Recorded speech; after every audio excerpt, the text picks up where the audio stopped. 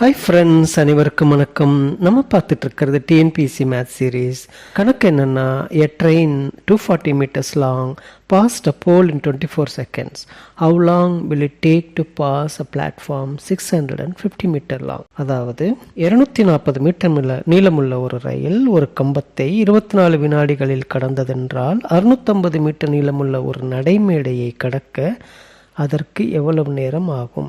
இதுதான் கணக்கு. இதில் பார்த்தீங்கன்னா கணக்கில் ட்ரெயினோட நீளம் 240 மீட்டர், பிளாட்ஃபார்மோட நீளம் 650 metre.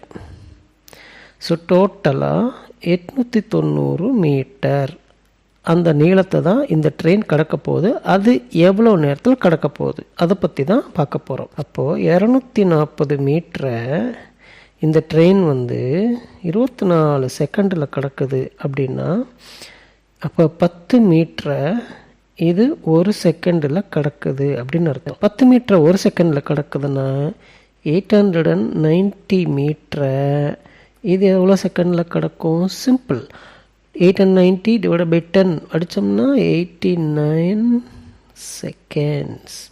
So answer is B. Thank you.